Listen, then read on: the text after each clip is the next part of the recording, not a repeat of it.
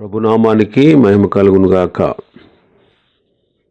కూడొచ్చిన మీ అందరికీ కరిమల ఆత్మీయ సహవాస సంఘ విశ్వాసులందరికీ మన ప్రభువును ప్రియరక్షకుడునైన యేసుక్రీస్తు వారి శ్రేష్టమైన నామంలో శుభములు మరియు అందరికీ వందనాలండి. ఆదికాండం 49వ అధ్యాయాన్ని మనం ధ్యానం చేసుకుంటున్నాం. ఈ 49వ అధ్యాయంలో యాకోబు తన కుమారుల్ని పిలిపించి అంత్యదినాల్లో వారికి సంభవించబోయేటువంటి సంగతుల్ని తెలియజేస్తూ ఉన్నాడు. వాళ్ళ ఆలోచనలు, వాళ్ళ విధానాలు, వాళ్ళ బుద్ధి, వాళ్ళ లక్షణాలు ఎలాంటివో అవన్నీ వాళ్ళకి చూపిస్తూ వాళ్ళని సరిచేస్తూ భవిష్యత్తులో వారికి జరగబోయేటువంటి విషయాల్ని తెలియపరుస్తూ ఉన్నారు. రూబేను గురించి, షిమ్యోను, లేవి గురించి, యోధా గురించి మనం తెలుసుకున్నాం. 13వ వచనాన్ని చదువుదాం. ఆదికాండం 49:13. జెబూలూను సముద్రపు రేవున నివసించును, అతడు ఓడలకు రేవుగా ఉండును. అతని పొలిమేర సీదోను వరకు ఉండును. జెబూలూను సముద్రపు రేవున నివసించును అంటున్నాడు. అంటే సముద్రపు దరిని ఉన్నాడు, సముద్రపు దరిని నివసిస్తూ ఉన్నాడు. సముద్రపు దరిన ఉండడం ఇది చేపలు పట్టేటువంటి అనుభవం. ఇది సేవా జీవితాన్ని సూచిస్తూ ఉంది. మత్తయి సువార్త 4వ అధ్యాయంలో ఒకసారి చూద్దాం. మత్తయి సువార్త 4:12 నుంచి. యోహాను చెరపట్టబడిన యేసుని గలిలయకు తిరిగి వెళ్ళి నజరేతు విడిచి జెబూలూను, నఫ్తాలి అనే దేశముల ప్రాంతములలో సముద్ర తీరమందలి కపెర్నహూమునకు వచ్చి కాపురముండెను. జెబూలూను దేశము, నఫ్తాలి దేశము యోర్దానుకు ఆవరణమున్న సముద్ర తీరమున అన్ని జనులు నివసించు గలిలయయు చీకటిలో కూర్చుండి ఉన్న ప్రజలు గొప్ప వెలుగు చూసిరి. మరణ ప్రదేశంలో మరణాఛాయలోను కూర్చుండి ఉన్న వారికి వెలుగు ఉదయించెను అని ప్రవక్త అయిన యెషయా ద్వారా పలకబడినది నెరవేరినట్లు ఇలాగూ జరిగింది. జెబూలూను, నఫ్తాలి ఈ ప్రాంతాల వాళ్ళు సముద్ర ప్రాంతంలో ఉన్నట్టు మనం చూస్తున్నాం. సముద్ర ప్రాంతాల్లో ఉన్నట్టు మనం చూస్తున్నాం. ఇంకా మనం 18వ వచనం చూస్తే మత్తయి సువార్త 4లోనే యేసు గలిలయ సముద్ర తీరం నడుచుండగా పేతురు అనబడిన సీమోనును అతని సహోదరుడు అంద్రెయ్యను ఇద్దరు సహోదరులు సముద్రంలో వలవేయుట చూచెను. వారు జాలరులు. ఆయన, నా వెంబడి రండి, నేను మిమ్మల్ని మనుషులను పట్టు జాలరుగా చేతులని వారితో చెప్పిన. వెంటనే వారు తమ వలలు విడిచిపెట్టి ఆయనను వెంబడించారు. ఆయన అక్కడి నుండి వెళ్ళి జబదయి కుమారుడైన యాకోబు, అతని సహోదరుడైన యోహాను అని మరి ఇద్దరు సహోదరులు తమ తండ్రి అయిన జబదయి యొద్ద దోణిలో తమ వలలు బాగు చేసుకొని చుండగా చూచి వారిని పిలిచాను. వెంటనే వారు తమ దోణిను తమ తండ్రిని విడిచిపెట్టి ఆయనను వెంబడించిరి. ఈ వచనాల్లో మనం చూస్తే ప్రభు సముద్ర తీర ప్రాంతానికి వెళ్ళి అక్కడి నుండి అపోస్తలులను పిలిచినట్టు మనం చూస్తున్నాం. నా వెంబడి రండి, నేను మిమ్మల్ని మనుషులు పట్టు జాలరులుగా చేస్తాను అంటారు. కాబట్టి ప్రభు పిల్లలైనటువంటి మనం చేపల పట్టుట అనే ఆత్మీయ అనుభవాన్ని మనం కలిగి ఉండాలి. చేపల పట్టుట అనే ఆత్మీయ అనుభవం, అనేకులను ప్రభు కొరకు సంపాదించుట అనేటువంటి ఆత్మీయ అనుభవాన్ని మనం కలిగి ఉండాలి. కాబట్టి పేతురు, యోహానులు వాళ్ళ అనుభవాల్లో వలలు వేసి చేపలు పట్టినట్టు మనం చూస్తున్నాం. లూకా సువార్త 5వ అధ్యాయం మనం చూస్తే వ్యక్తిగతంగా వాళ్ళు చాలా ప్రయాసపడ్డారు. అక్కడ పేతురు అంటాడు, ప్రభువా, రాత్రంతా శ్రమ పడ్డాం కానీ మాకేమీ దొరకలేదు అంటాడు. కాబట్టి దేవుని చిత్త ప్రకారం చూడండి, ప్రభువు వాళ్ళని ఏమన్నాడు, మీరు దోణి లోతులకు నడిపించి కుడి ప్రక్కన వల వేయండి అన్నాడు. దేవుని చిత్తానుసారంగా వాళ్ళు చేసినప్పుడు విస్తారమైనటువంటి చేపలు పట్టడం వాళ్ళు చూస్తారు. ఆ రీతిగా మనం కూడా అనేకుల్ని ప్రభు వైపుకు, ప్రభు యొద్దకు నడిపించడం అనే దాన్ని, ఈ జాలరులు చేపలు పట్టుట అనే దాన్ని మనం చూస్తున్నాం. వల వేసినట్టు అనేకుల్ని మనం పట్టుకుని ప్రభు దగ్గరికి నడిపించాలి. మన సొంతంగా మనం ప్రయాసపడినప్పుడు మనకి ఏది లభించదు. కానీ ప్రభు మాట ప్రకారం వాళ్ళు వెలవేసినప్పుడు, పనిచేసినప్పుడు వాళ్ళకి విస్తారమైనటువంటి చేపలు చిక్కాయి. మనం కూడా చాలాసార్లు దైవచిత్తాన్ని సరిగా గమనించకుండా మనం ఏ పని చేసినా అది పెద్ద ప్రయోజనకరంగా ఉండదు. కాబట్టి దైవ చిత్తానుసారంగా మనం ప్రభు కొరకు అనేక ఆత్మను సంపాదించవలసిన బాధ్యతను, భారాన్ని మనం కలిగి ఉన్నాం. ఇంకా మనం చూస్తే అతడు ఓడలకు రేవుగా ఉన్నాడంట. ఓడలకు రేవు, ఓడరేవు వ్యాపార కేంద్రం. ఓడరేవులో చాలా పెద్ద ఎత్తున వ్యాపారం జరుగుతుంది. ఇది వ్యాపార జీవితాన్ని సూచిస్తూ ఉంది. మనం కూడా ఆత్మీయంగా వ్యాపారం చేయవలసిన వారంగా ఉన్నాం. యేసు ప్రభు మాట ప్రకారం వ్యాపారం చేసి సంపాదించిన వాళ్ళు గొప్ప బహుమానాన్ని పొందారు. మత్తయి సువార్త 25లో ప్రభు పరలోక రాజ్యాన్ని గురించి చెబుతూ, మత్తయి సువార్త 25:14 నుంచి మనం చూస్తే పరలోక రాజ్యం ఎలా ఉందంట, ఒక మనుష్యుడు దేశాంతరానికి ప్రయాణమై వెళ్ళిపోతూ తన దోషులను పిలిచి తన ఆస్తిని వాళ్ళకి అప్పగించాడు. ఒకడికి 5, ఒకడికి 2, ఒకడికి 1, ఎవరి సామర్థ్యం చొప్పున వాళ్ళకి ఇచ్చి దేశాంతరం వెళ్ళిపోయాడు.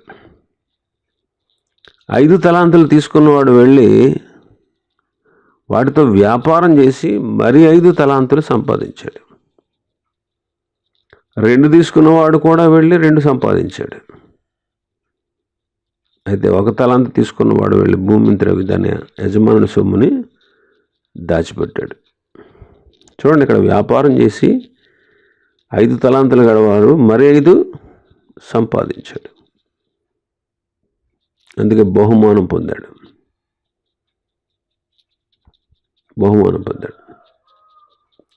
ఇంకా అతని గురించి అంటాడు, ఓడలకు రేవుగా ఉన్నాడంట.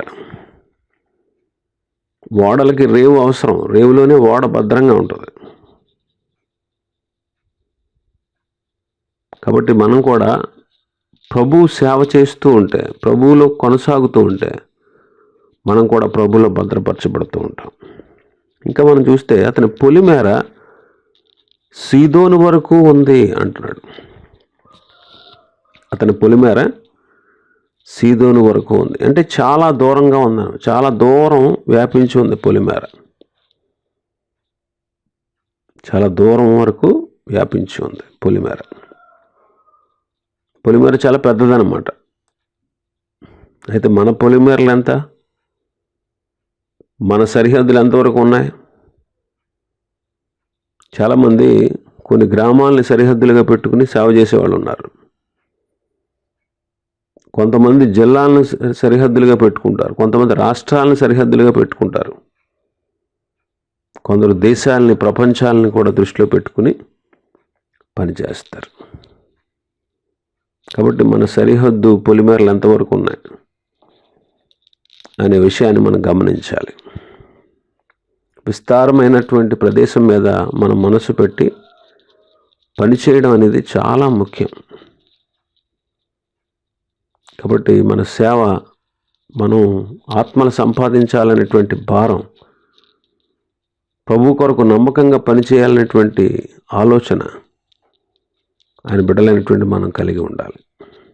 ఎంతసేపు మనం మన కుటుంబం అని ఆలోచిస్తూ ఉంటాం, స్వార్థంగా ఆలోచిస్తూ ఉంటాం. క్రైస్తవుడు ఎప్పుడు స్వార్థపరుడు కాదు.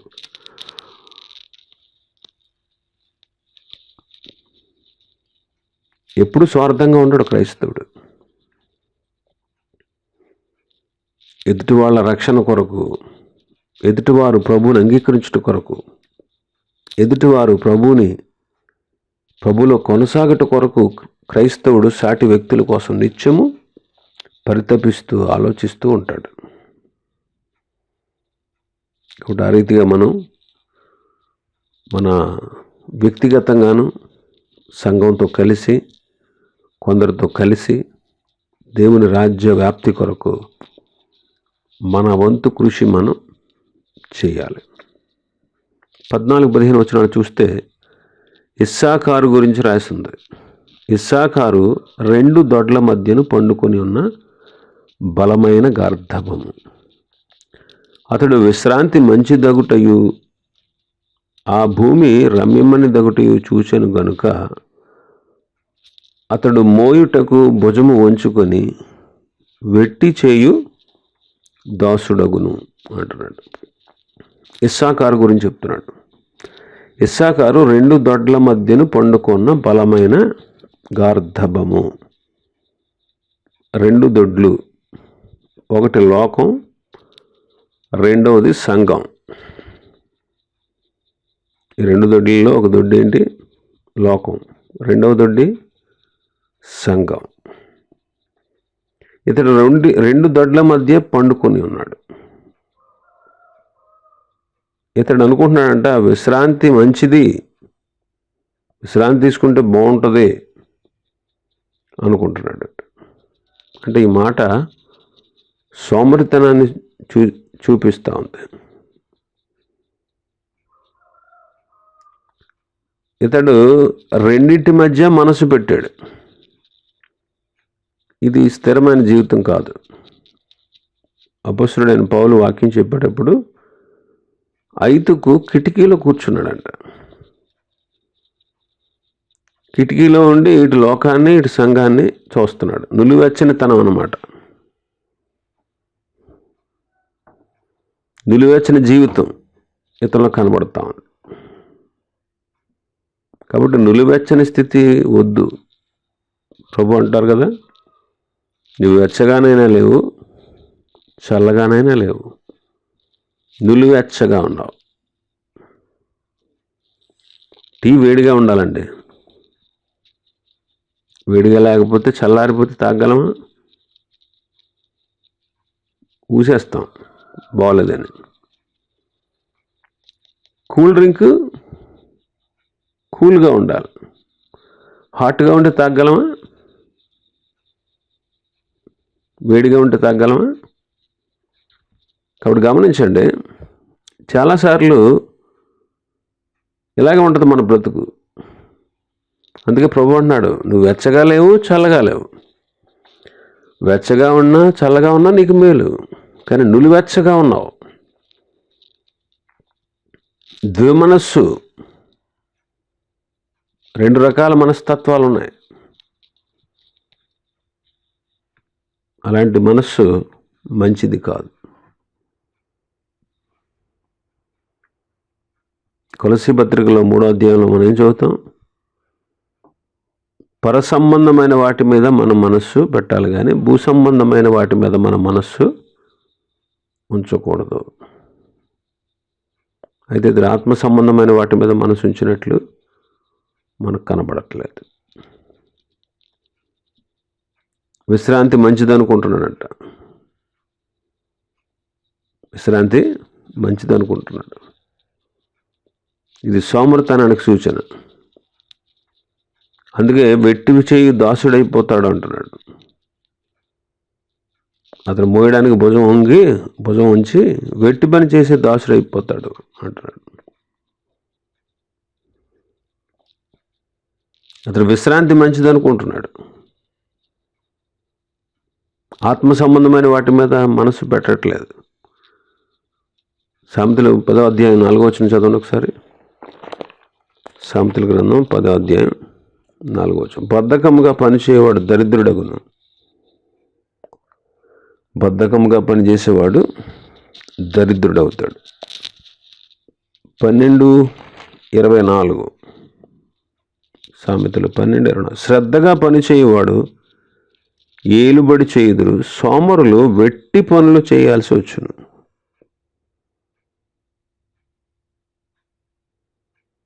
ఈ దినాల్లో మనం కూడా దేవుని పని చేయకుండా సోమరిలాగా ఇస్సాకును పోలి విశ్రాంతిని తీసుకుంటూ భూ సంబంధమైన వాటి మీదే మనం మనసు పెట్టుకుంటూ ఉన్నాం. ఇలాంటి వాళ్ళు రేపు 1000 ఏళ్ల పరిపాలనలో వెట్టి పనులు చేయాల్సి వస్తుంది. కాబట్టి దేవుని పిల్లలు సోమరితనంగా ఉండకుండా భూ సంబంధమైన వాటి మీద మనం మనసు పెట్టుకోకుండా పర సంబంధమైన వాటి మీద మనం మనసు పెట్టుకుని చురుకుదనంతో సోమరితనం లేకుండా మన ఆధ్యాత్మిక జీవితంలో కొనసాగాలి. సామెతలు 12:27 అంటాడు, చురుకుగా నుండడు గొప్ప భాగ్యం, సోమరి వేటాడినా పట్టుకోడు అంటున్నాడు. కాబట్టి చురుకుగా ఉండి సోమరితనాన్ని జయించి వెట్టి పనులు చేయాల్సిన అవసరత లేకుండా ద్విమనస్సు కలిగి ఉండకుండా నులివెచ్చని స్థితిలో మనం ఉండకుండా సోమరితనం ప్రదర్శించకుండా చురుగ్గా ఉండి దేవుడిచ్చేటువంటి ఆశీర్వాదాలు మనం సంపాదించుకుందాం. మనలో ఉన్న సోమరితనాన్ని పోగొట్టుకుందాం. దేవుడిచ్చే ఆశీర్వాదాలు పొందుకుందాం.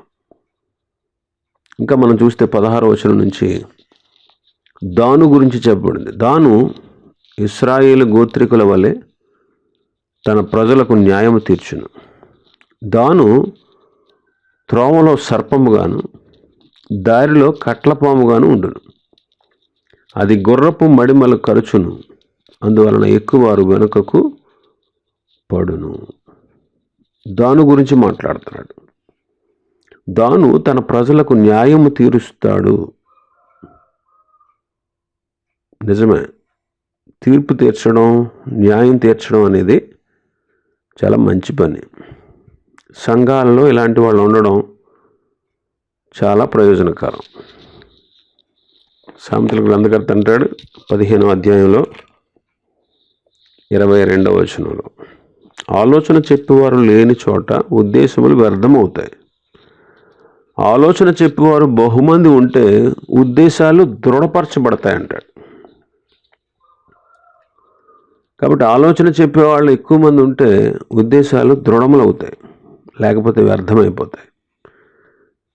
కాబట్టి న్యాయాధిపతులు, న్యాయకర్తలు ఉండడం చాలా ప్రయోజనకరమే.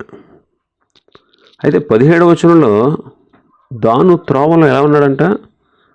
సర్పములాగా ఉన్నాడంట, కట్లపాములాగా ఉన్నాడు. ఇది చాలా భయంకరమైనటువంటి మాట. తీర్పు తీర్చడానికి ముందుకు వస్తాడు కానీ బ్రతుకు మాత్రం చాలా కీడుకరమైనది అనే విషయం మనకు అర్థమవుతుంది. ఇలాంటి వ్యక్తుల్ని మనం చాలాసార్లు, చాలా చోట్ల, చాలా సంఘాల్లో మనం చూస్తూ ఉంటాం. తమ బ్రతుకులు సరిగా ఉండవు, కానీ ఇతరులకి న్యాయం తీర్చడం, ఇతరుల మధ్యలో గొడవలు పెట్టడం, ఇలాంటివి చేసేవాళ్ళు చాలామంది ఉన్నారు. సర్పానికి పగబట్టే గుణం ఉంది.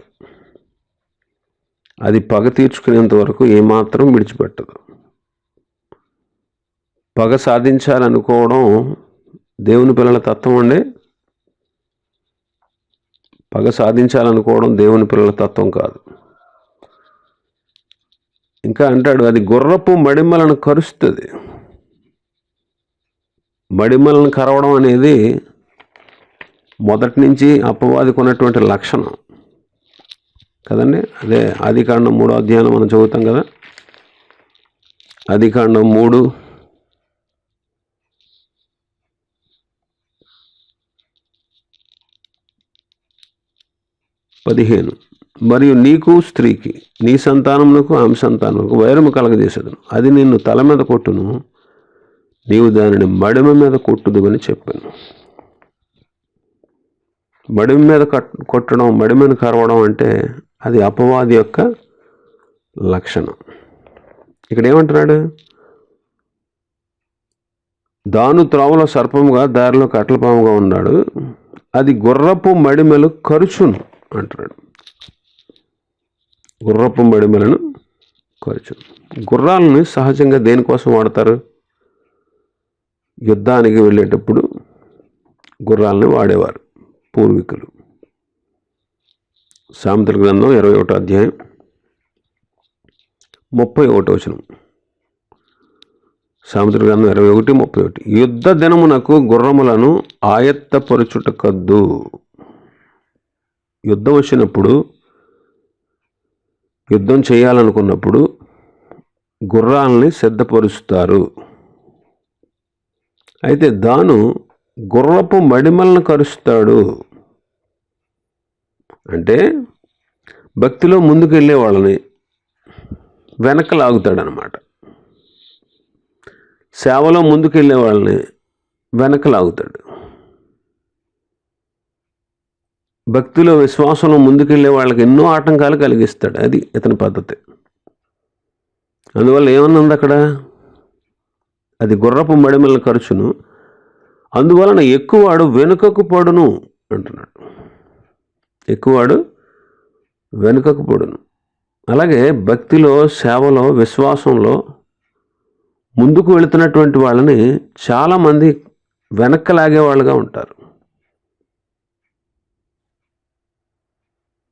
వెనక కాటు వేసేవాళ్ళుగా ఉంటారు. వెనకకు లాగడం ఇతని పని. ఇతని స్థితి చాలా భయంకరమైనటువంటిది. అందుకే కీర్తన 58 అంటాడు, వాళ్ళ నోరు నాగుపాము విషం వంటి విషం వరకు ఉంది అంటాడు. యాక్చువల్గా దాను భవిష్యత్తు మనం ఒకసారి ఆలోచన చేస్తే, ప్రకటన గ్రంథం 7వ అధ్యాయంలో ముద్రింపబడిన వారి యొక్క లెక్కను మనం చదువుతాం. అక్కడ 7వ అధ్యాయం 3వ వచనం. ఆ దూత, మేము మా దాసులను వాళ్ళ నొసళ్ళ యందు ముద్రించే వరకు భూమికైనా సముద్రముకైనా చెట్లకైనా హాని చేయవద్దని బిగ్గరగా చెప్పాను. భూమి యొక్క 4 దిక్కుల్లో 4 దేవదూతలు నిల్చున్నారు. భూమి మీదైనా సముద్రమైనా ఏ చెట్టు మీదైనా గాలి వేసుకున్నట్లు భూమి యొక్క 4 దిక్కుల వాయువులను పట్టుకున్నారంట. అయితే సజీవుడైన దేవుని ముద్రగల వేరొక దూత సూర్యోదయ దిక్కు నుంచి పైకి వచ్చి భూమికి సముద్రానికి హాని చేయుటకే అధికారం పొందిన 4 దూతలతో, మేము మా దేవుని దాసుల్ని తమ నొసళ్ళ యందు ముద్రించే వరకు మీరు ఏ హాని చేయకండి అని చెప్పి ఆయన ప్రజలను లెక్కించారు. ఆయన ప్రజలను ముద్రించారు. అక్కడ ఎవరెవరు ముద్రించారో, ఎవరెవరు ఎంతమందో ఆ ముద్రించిన వారి యొక్క లెక్క చెప్పాడు అక్కడ 4వ వచనంలో. మరియు ముద్రింపబడిన వారి లెక్క చెప్పగా వింటిని. ఇశ్రాయేలు గోత్రములన్నిటిలో ముద్రింపబడిన వారు 1,44,000 మంది. ఇక్కడ గోత్రాల వారిగా చెప్పాడు. యోధా గోత్రంలో 12,000 మంది, రూబేను గోత్రం, గాదు గోత్రం, ఆషేరు గోత్రం, నఫ్తాలి గోత్రం, మనష్షే గోత్రం, షిమ్యోను గోత్రం, లేవి గోత్రం, ఇస్సాకారు గోత్రం, జెబులూను గోత్రం, యోసేపు గోత్రం, బెన్యామీను గోత్రం అన్నీ చెప్పాడు. కానీ దాను గురించి మాత్రం చెప్పలేదు. అందరి పేర్లు ఉన్నాయి ఇక్కడ, కానీ దాను గోత్రం మాత్రం కనపడట్లేదు. ఒక్కొక్క గోత్రంలో 12,000 మంది దేవుని కొరకు ప్రత్యేకించబడ్డారు. ఈ 12 గోత్రాల్లో దాను గోత్రం లేదు. దీనికి 2 కారణాలు ఉన్నాయని చెప్తారు. సొలొమోను తర్వాత దేశం 2 ముక్కలైనప్పుడు దేవుడు యెరోబామును ప్రేమించి యెరోబామును రాజుగా చేశాడు. అయితే యెరోబాము ప్రజలందరూ యెరూషలేముకి ప్రతి సంవత్సరం వెళుతున్నారు. ఇలా వెళతా వస్తా ఉంటే ఈ ప్రజలందరూ యెరూషలేముకి వెళ్ళొస్తూ ఉంటే మళ్ళీ తిరిగి వాళ్ళ రాజు వైపు తిరిగిపోతారు వీళ్ళు అని యరొబాము ఏం చేశాడంటే 2 బంగారు దూడలు చేయించి ఒకటి దానిలోను ఒకటి బేతేల్లోనూ ఉంచాడు.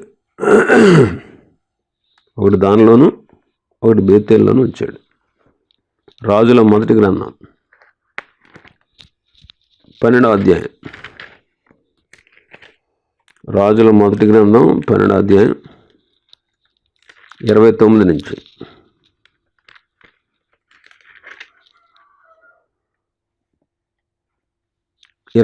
నుంచి. ఇశ్రాయేలు వారలారా, ఐగుప్తు దేశంలో నుంచి రప్పించిన మీ దేవుడు ఇవే అని చెప్పి ఒకటి బేతేలినందును ఒకటి దానునందును ఉంచాను.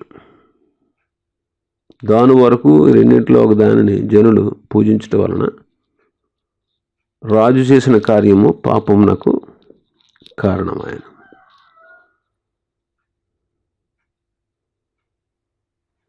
ఆలోచించేయండి. ఇశ్రాయేలీల ప్రజలందరూ కూడా ఈ దూడ పూజల్లో నిలిచిపోయి దేవునికి శత్రులేయడానికి కారకుడయ్యాడు యరొబాము. కాబట్టి ఆ గోత్రంలో దాను గోత్రం చెప్పబడలేదు అంటారు. రెండో కారణం, దాను గోత్రంలో నుండే క్రీస్తు విరోధి వస్తాడు అని చెప్తున్నారు. అందుకే దాను గోత్రం ప్రకటన గ్రంథంలో కనపడలేదు అంటారు.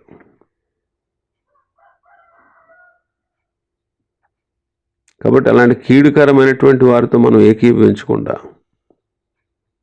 దేవుని కొరకు కనిపెట్టాలి. అందుకే అంటాడు అక్కడ భక్తుడు, యెహోవా నీ రక్షణ కొరకు నేను కనిపెట్టుచున్నాను అంటాడు.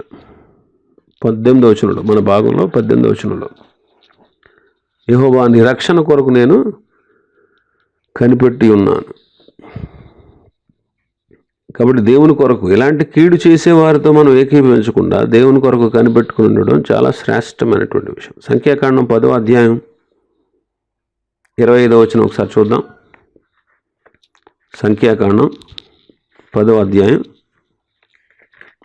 25వ వచనం. సంఖ్యాకాండం 10:25. దానియేలు పాళ్యపు ధ్వజము సాగెను, అది పాళ్యములన్నిటిలో వెనక ఉండెను. దానియేల పాళ్యపు ధ్వజం ఎక్కడుందంట? అందరికంటే వెనక ఉంది. దానియేల ధ్వజము వెనక ఉన్నట్లు మనం చూస్తున్నాం. అతడు ప్రభు కొరకు యోగ్యుడిగా లేడు కాబట్టి వెనక ఉన్నాడు. దేవుడే వారికి ఆ స్థలాన్ని ఇచ్చాడు. అతని గుణాన్ని బట్టే అతనికి ఆ స్థలాన్ని నిర్ణయించాడు. న్యాయాధిపతుల గ్రంథం 1వ అధ్యాయం 34వ వచనాన్ని మనం చూస్తే, న్యాయాధిపతుల గ్రంథం 1వ అధ్యాయం 34వ వచనం. అమోరీయులు దానియేలును పల్లపు దేశమునకు దిగనీయక మన్యమునకు వాళ్లను వెళ్ళగొట్టిరి. అమోరీయులు దానియేలుని తమ దేశాన్ని స్వాధీనపరుచుకొనివ్వకుండా వాళ్ళని వెళ్ళగొట్టారంట ఆ ప్రాంతం నుంచి. అమోరీయులు దానియేలును వెళ్ళగొట్టారు. దాను ఇతరులకు న్యాయం తీర్చడానికి ముందుకు వస్తాడు కానీ తన దగ్గర జయ జీవితం కనబడట్లేదు. దెబోరా కాలంలో దెబోరాతో కలిసి వారు యుద్ధానికి వచ్చిన వాళ్ళు కాదు. న్యాయాధిపతుల గ్రంథం 5వ అధ్యాయం 17వ వచనం. గిలాదు యోర్దాను అద్దరిని నిలిచెను, దానియేలు ఓడల దగ్గర ఎలా నిలిచిరి?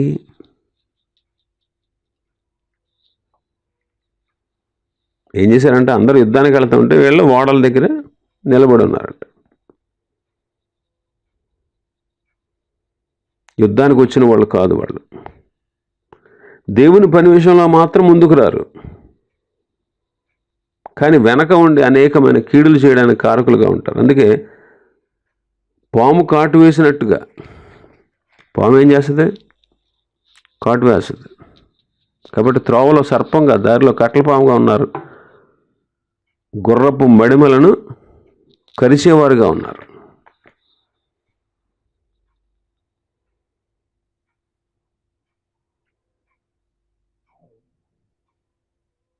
ఇంకా మనం చూస్తే యెహోషువ గ్రంథం 19వ అధ్యాయం.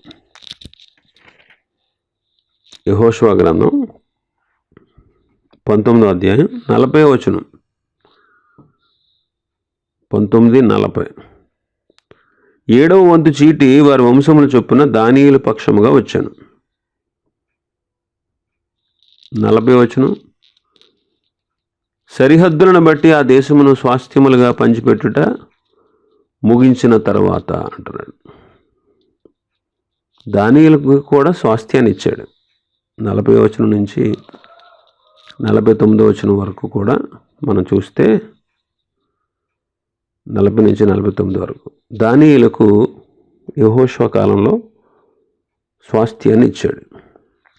అయితే న్యాయాధిపతుల గ్రంథం 1వ అధ్యాయం 34వ వచనంలో ఉన్నట్టు తమ స్వాస్థ్యాన్ని వాళ్ళు నిలుపుకోలేకపోయారు.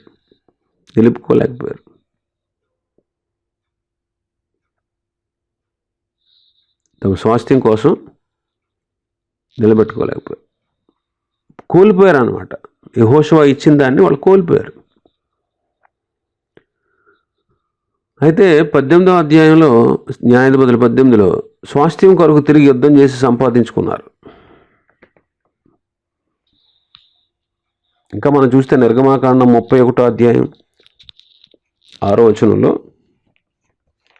ప్రత్యక్ష గుడార పరిచర్య చేస్తూ ఉన్నప్పుడు 31 నిర్గమాకాండం 6వ వచనం. మరియు నేను దాను గోత్రములోని అహీసామాకు కుమారుడైన అహోలియాబును అతనికి తోడు చేసి తిని, నేను నీకు ఆజ్ఞాపించినవన్నీ చేయనట్లు జ్ఞాన హృదయులందరి హృదయంలో జ్ఞానము ఉంచి ఉన్నాను. చూడండి, అహోలియాబు దాను గోత్రికుడే. ఈ అహోలియాబును దేవుడు తన మందిర పనికి పిలిచినట్టు మనం చూస్తున్నాం. యాక్చువల్గా దాను గోత్రం దేవునికి అనుకూలంగా లేకపోయినా వ్యక్తిగతంగా మాత్రం అహోలియాబు దేవుని యందు భయభక్తులు గలవాడని దేవుడు తన పని కొరకు అతన్ని వినియోగించుకున్నాడు. మనం కూడా మన వ్యక్తిగత జీవితాన్ని ప్రభువుకు అంకితం చేసుకుంటే మన పరిసర ప్రాంతాల్లో పరిస్థితులు ఎలా ఉన్నా, మనం వెళుతున్న సంఘాలు ఎలా ఉన్నా దేవుడు మనల్ని వాడుకోగలడు.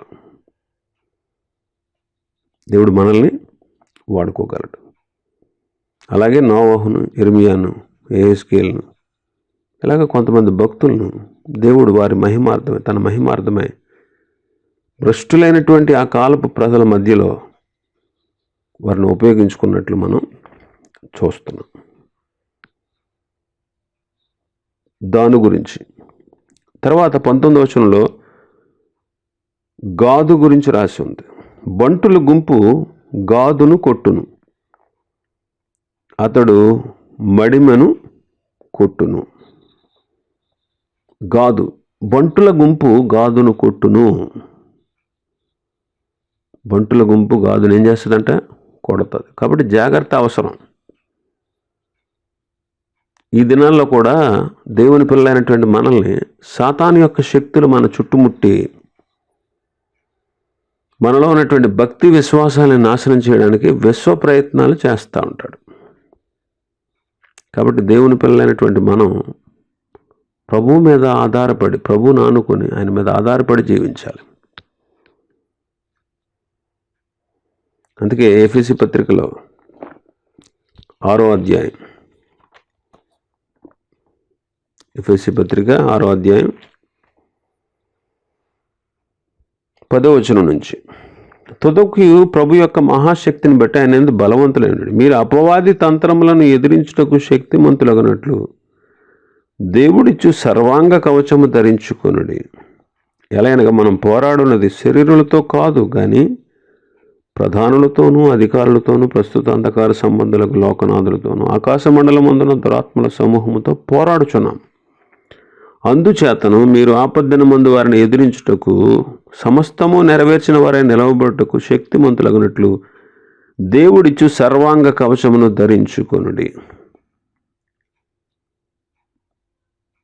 చూడండి, ఇక్కడ శత్రువు మనల్ని కొట్టడానికి చూస్తాడు.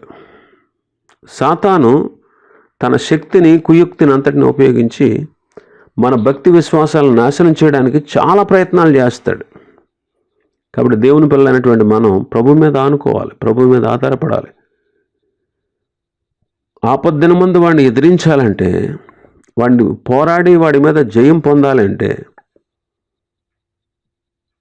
మనం ప్రభు మీద ఆధారపడాలి. దేవుడిచ్చే సర్వాంగ కవచాన్ని ధరించుకోవాలి. మనం వాడిని జయించవలసిన వారంగా ఉన్నాం. మనకు జయాన్ని అనుగ్రహించేవాడు మన ప్రభు అయిన యేసుక్రీస్తే. అందుకే కొరింథీయులకు రాసిన మొదటి పత్రిక 15వ అధ్యాయం 55వ వచనంలో ఏమనుంది? ఓ మరణమా నీ విజయం ఎక్కడ? ఓ మరణమా నీ ముల్లెక్కడ? మరణపు ముళ్ళు పాపము, పాపమునకున్న బలము ధర్మశాస్త్రం. అయినను మన ప్రభు అయిన యేసుక్రీస్తు మూలముగా మనకు జయము అనుగ్రహించుచున్న దేవునికి స్తోత్రము కలుగును. మనకు జయం అనుగ్రహిస్తున్న దేవునికి స్తోత్రము కలుగును గాక అంటున్నాడు. కాబట్టి మనకు అన్ని విషయాల్లో, అన్నిటిలో మనకు జయాన్ని ఇచ్చేవాడు మన ప్రభు అయిన యేసుక్రీస్తే. ఆయనే మనకు అన్నిటిలో అత్యధికమైనటువంటి విజయాన్ని ఇస్తూ ఉన్నారు. అత్యధికమైన విజయాన్ని ఇస్తున్నారు. రోమపత్రికలో కూడా అంటారు కదా పౌలు గారు 8వ అధ్యాయం 35వ వచనంలో, క్రీస్తు ప్రేమ నుండి మమ్మల్ని ఎడబాపువాడెవడు? శ్రమైన, బాధైన, హింసైన, కరువైన, వస్త్రహీనతైన, ఉపద్రవమైన, ఖడ్గమైన మనల్ని ఎడబాపుతాయా? 37వ వచనం అంటాడు, అయినను మనల్ని ప్రేమించిన వాని ద్వారా మనము వీటన్నిటిలో అత్యధిక విజయము పొందుచున్నాము. అత్యధిక విజయాన్ని పొందుతున్నాం. ప్రభు మీద ఆధారపడిన వాడు జయ జీవితాన్ని జీవిస్తాడు. బంటుల గుంపు గాదును కొట్టెను అంటే అతడు కొట్టబడిన వాడుగా ఉన్నాడు. అతని జీవితం జయ జీవితం కాదు. నిజమే, గాదీయులు, రూబేనీయులు, మనష్షే అర్ధగోత్రపు వారితో కలిసి వాగ్దాన దేశం మీద మనసు పెట్టకుండా యోర్దాను అవతలే వారికి స్వాస్థ్యాన్ని సంపాదించుకున్నారు.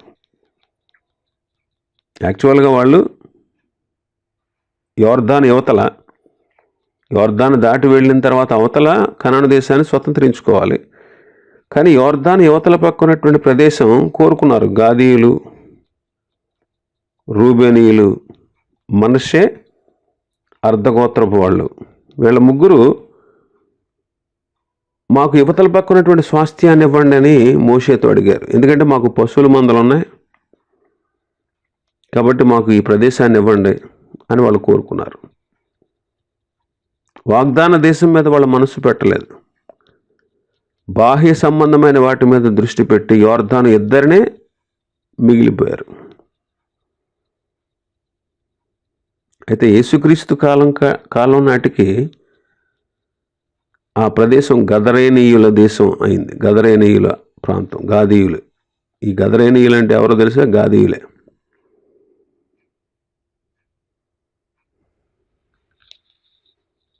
ఆ కాలంలో, యేసుక్రీస్తు కాలంలో వాళ్ళు ఒకప్పుడు విస్తారమైన పశువులు కలిగిన వాళ్ళు. యేసుక్రీస్తు కాలంలో ఆ దేశస్తులందరూ ఏం మేపుతున్నారు?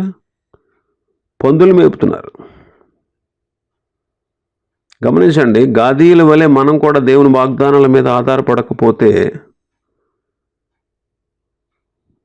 ఆ గాదీయులు ఎలా నష్టపోయారో మనం కూడా అలాగే నష్టాన్ని అనుభవిస్తాం. కాబట్టి దేవుని వాగ్దానాల మీద ఆనుకొని దేవుడిచ్చే ఆశీర్వాదాలు మనం అనుభవిస్తూ ఉండాలి. బంటుల గుంపు గాదును కొట్టును, అతడు మడిమను కొట్టును అంటున్నాడు. ఇది సాతానుకు సంబంధించిన మాట. మనం చదువుకున్న ఇందాక ఆదికాండం 3వ అధ్యాయం 15వ వచనంలో దాను జీవితం కూడా అలాగే కనబడింది. మడిమను పట్టుకున్నవాడు ఎవరు? మోసగాడు. ఆదికాండం 25వ అధ్యాయం. ఆదికాండం 25వ అధ్యాయం 26వ వచనం. తరువాత అతని సహోదరుడు బయటకు వచ్చినప్పుడు అతని చెయ్యి ఏశావు మడిమను పట్టుకొని ఉండెను గనుక అతనికి యాకోబు అని పేరు పెట్టబడెను. యాకోబు అనే చోట పుట్టినోడుసులు 2 కేసి మోసగాడు అన్నాడు అక్కడ. మోసగాడు. కాబట్టి గాదు జీవితం మోసకరమైనటువంటి జీవితం.